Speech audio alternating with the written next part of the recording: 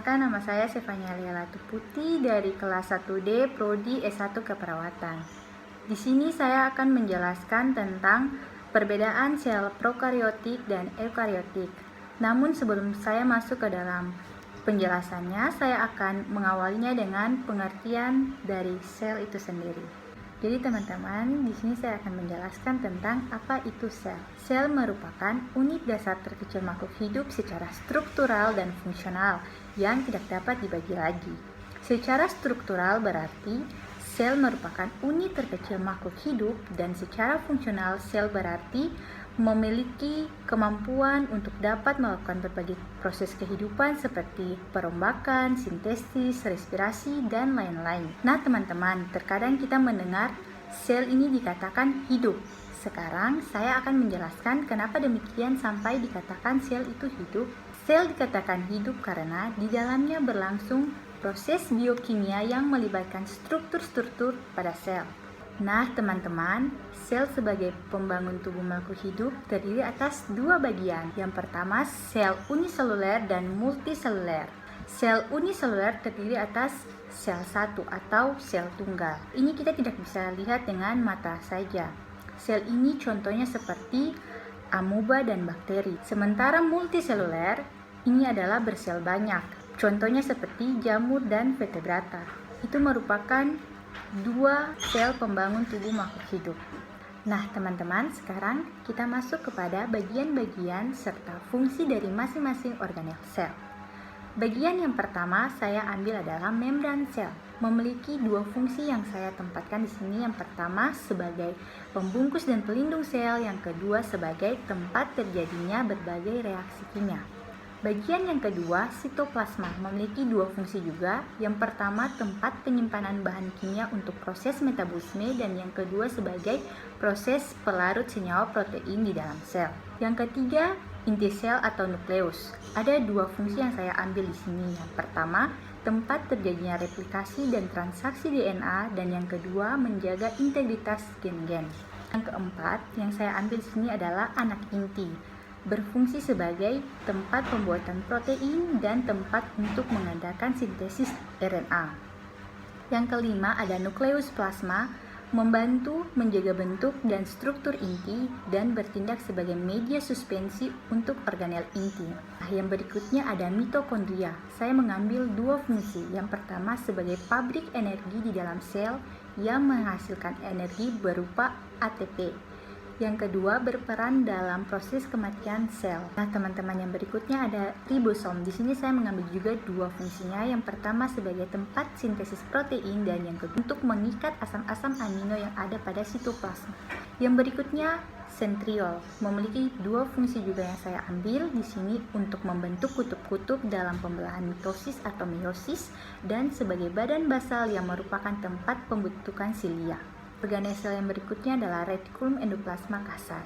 Memiliki dua fungsi yang saya angkat di sini. Fungsi yang pertama mampu menetralkan racun atau detoksifikasi, dan yang kedua mampu mendifikasi protein yang disintesis oleh ribosom.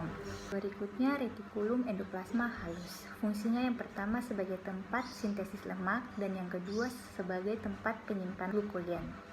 Yang berikutnya aparatus Golgi atau badan Golgi. Memiliki dua fungsi juga yang saya ambil di sini. Yang pertama membentuk membran plasma dan membentuk lisosom. Yang berikut adalah lisosom. Lisosom berfungsi untuk mengontrol pencernaan intraseluler pada berbagai kondisi. Yang terakhir plastida. Plastida memiliki fungsi yaitu yang pertama memproduksi asam amino dan protein, dan yang kedua penyimpanan makanan. Nah teman-teman, struktur sel ini memiliki tiga struktur utama, yaitu membran sel, sitoplasma, dan organel sel. Berdasarkan ketiga struktur tersebut, sel dibedakan menjadi dua, prokariotik dan sel eukariotik. Di sini saya akan menjelaskan mulai dari ciri-ciri masing-masing sel tersebut dan contoh dari masing-masing sel tersebut. Yang pertama, pada sel prokariotik tidak memiliki selaput.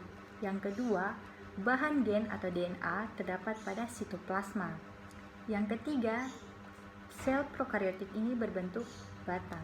Nah, bisa teman-teman lihat Bahan gen atau DNA ada pada sitoplasma, ada pada bagian ini. Yang kedua, saya akan menjelaskan tentang sel eukariotik. Teman-teman lihat, ini merupakan gambar sel eukariotik. Di sini saya juga akan menjelaskan ciri-ciri dan contoh dari sel eukariotik ini. Ciri yang pertama yaitu memiliki membran atau selaput. Ciri yang kedua, bahan gen atau DNA ada pada inti, dan yang ketiga berbentuk bulat. Nah, contohnya ini terdapat pada fungi atau jamur dan pada sel tumbuhan. Nah, teman-teman, itu tadi merupakan dua perbedaan berdasarkan struktur sel. Nah, teman-teman, sekarang kita akan masuk pada perbedaan sel prokariotik dan eukariotik. Yang pertama, saya akan menjelaskan perbedaan tentang sel prokariotik. Sel prokariotik yang pertama tidak memiliki membran inti atau inti sel atau nukleus. Oleh karena itu, materi genetik atau DNA berada pada sitoplasma. Dan yang kedua, tidak memiliki sistem endomembran. Prokariotik juga hanya terdapat pada kingdom Archaebacteria dan Euchabacteria.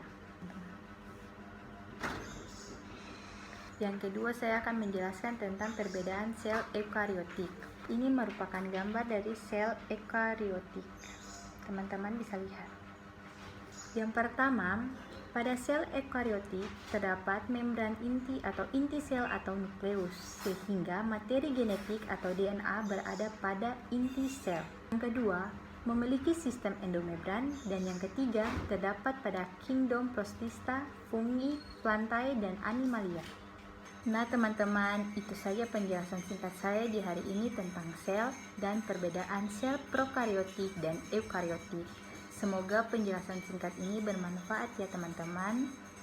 Oh iya teman-teman, di masa pandemi ini saya juga ingin mengingatkan teman-teman untuk selalu menggunakan masker kapanpun dan dimanapun, dan selalu menyediakan hand sanitizer untuk mencuci tangan.